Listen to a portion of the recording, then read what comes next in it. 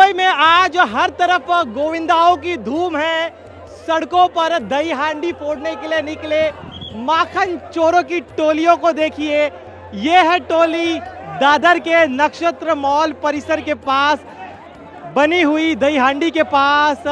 मुंबई के अंधेरी इलाके से माखन चोरों की ये जो टोली है वो यहाँ पर आई है। एक एक कर मानव पिरामिड ये बना रहे हैं। जिस जगह ये दही हांडी है ये करीब 30 फीट की ऊंचाई पर है। ऐसे में इस दही हांडी को फोड़ने के लिए कम से कम 8 थरों का मानव पिरामिड की ज़रूरत है। और यहाँ पर ये जो मंडल आया है वो देखिए कितनी तेज़ रफ्तार के साथ एक एक कर गोविंदा जो है वो ऊपर मानव पिरामिड पर चल रहे हैं। जितना थर ऊपर है उसके नीचे भी सुरक्षा के लिए उतनी बड़ी संख्या में लोग हैं। अब देखिए कितने थर लग चुके हैं, 1 2 3 4 5 6 7 8 थरों का इनका जो प्रयास है वो पहले ही अटेम्प्ट में कामयाब हो चुका है।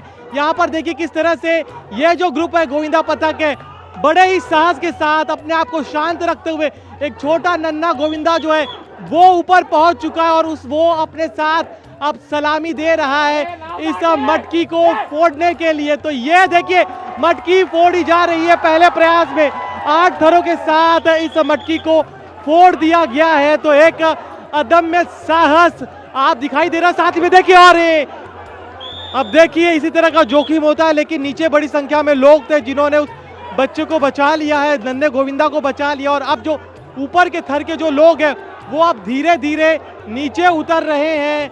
अब इनका प्रयास काफ़ी सफल रहा है। बस जो नन्हा गोविंदा है उसे कोई इंजरी नहीं हुई है।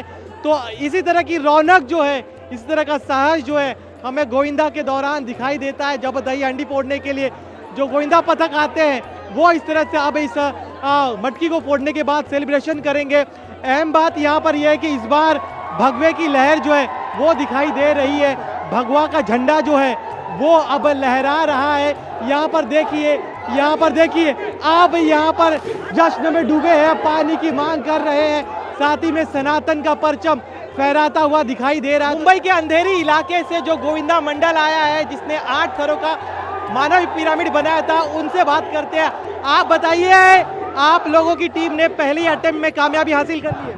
यस, पहले अटेम्प्ट में ये पहली हंडी थी। हम लोग हर साल यहाँ पे आते हैं और ये दादर की मानव से हंडी है तो इसके लिए हमारा यहाँ पे आना ज़रूरी होता है। और ये जो 8 थर का हम लोग जो फर्स्ट अटेम्प्ट ने जो फोड़ा है उसके पीछे एक दिन का टर्नओवर नहीं है, जिसके पीछे बच्चों लोगों ने कम से कम 3 महीने की मेहनत ली है और ये उसका नतीजा है। और हम लोग बहुत खुश है कि हमारा फर्स्ट अटेम्प्ट में ये हंडी फूट गई। कितना मुश्किल होता है इस तरह के मानव पिरामिड बनाना, क्योंकि सेफ्टी का भी आप लोग को ध्यान रखना पड़ता है?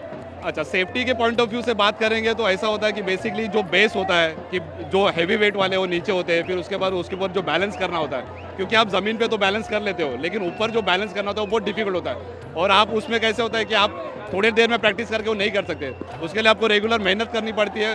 वो जो बैलेंसिंग करना पड़ता है और उसकी जो कठिन मेहनत लगती है उसके बाद ही अच्छी होता है। मुझे पता है किस तरह से आप लोग खड़े होते हैं, एक एक तेज रफ्तार में आप लोग जो एक एक कर ऊपर जाने लगते हैं, उस पूरी प्रक्रिया के बारे में समझाइए। सो जो बेसिकली फॉर्मेशन जो बनता है ना, तो फॉर्मेशन एक बेस होता है जहाँ पे कम से कम 12 लोग या 14 लोग, फिर उसके ऊपर 6 लोग, फिर वो जाके एक बेस बनने के बाद उसके ऊपर एक टॉप बेस बनता है। फिर उसके बाद एक बैलेंसिंग का एक मेथड जाता है जिसमें 3 के ऊपर 3 आते हैं, फिर 2 आते हैं, फिर 2 के ऊपर और एक, फिर ट्रिपल एक का जाता है। तो वो बेसिक वैसा ही है कि बैलेंसिंग मेजर फैक्टर जो होता है बैलेंसिंग होता है। अगर आप देखोगे कि ऐसा नहीं है कि हमारे यहाँ पे आप देखोगे कि सब बच्चे जो है वो यंग ग्रुप के हैं, 25 से लेके 30 से लेके 35 तक ही है, उससे ज़्यादा कोई बड़े नहीं है। और सब जो है कम से कम 60 से 70 किलो के बीच में ही है, उससे ऊपर नहीं है। इसके अलावा देखिए एक बड़ी सैकड़ों वर्षों की परंपरा रही है हिंदुस्तान में। मुंबई की अगर हम बात करें तो एक पीढ़ी जाती है दूसरी पीढ़ी आती है। इस बार भी मैं देख रहा हूँ आप लोग के ग्रुप में जो है काफ़ी युवा बच्चे नजर आ रहे हैं। तो किस तरह से पीढ़ी दर पीढ़ी है, किस तरह से आपकी परंपरा आगे बढ़ रही है? अच्छा, जब 2006 में हम लोग ने मंडल चालू किया था,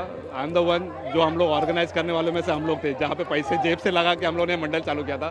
तो अभी 10 साल के बाद आज हमारा 19वां साल है जहाँ पे हमारा चालू हुआ है। मतलब ये मतलब 19 हमारा मंडल को 19 ईयर्स हो गए कंप्लीट। तो 10 साल हम लोग ने चलाया और अब अभी हम धीरे धीरे सब नए जनरेशन को ये पास ऑन करते जा रहे हैं, उनको ट्रेनिंग देते हैं कि कैसे होना चाहिए, क्या होना चाहिए। एक आखिरी सवाल मेरा आपसे, सोशल मीडिया का ये दौर है, ज़्यादातर युवा जो है एक तो रील बनाने में लगे रहते हैं या रील देखने में लगे रहते हैं, तो कैसे आप उनको जो है इस तरह से हमारी संस्कृति से जोड़ते हैं, कैसे आप कामयाब होते हैं कि बच्चे मोबाइल छोड़े और इस तरह से सांस्कृतिक कार्यक्रम में हिस्सा लें। ये जो अपना सांस्कृतिक कार्यक्रम है और इसको हमको ये आगे भी लेके जाना है। अभी तो 19 साल हुए हमें, उसको और 100 साल तक और जितने 200 साल तक, जितना जब तक सनातन धर्म रहेगा ये संस्कृति हम चलाते रहेंगे। हम बच्चों को खींचने के लिए बाकी कुछ नहीं करते, हम बस उन्हें घर पे जाते हैं, मोटिवेट करते हैं। हमारा भी ये इवेंट होने के बाद हम एक बड़ा इवेंट करते हैं जिसमें छोटे बच्चों के स्पोर्ट्स होते हैं, गेम्स होते हैं या फिर उनका कोई कंपटीशन कराते हैं। तो उस तरीके से हम लोग पूरे एरिया के बच्चों लोग को एंगेज रखते हैं जिससे हम उनसे कनेक्ट कर पाए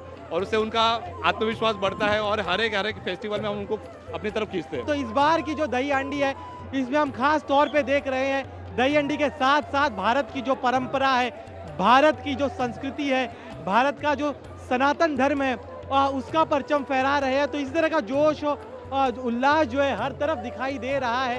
कैमरामैन विजेंद्र के साथ दिनेश मौर्य, इंडिया टीवी, मुंबई।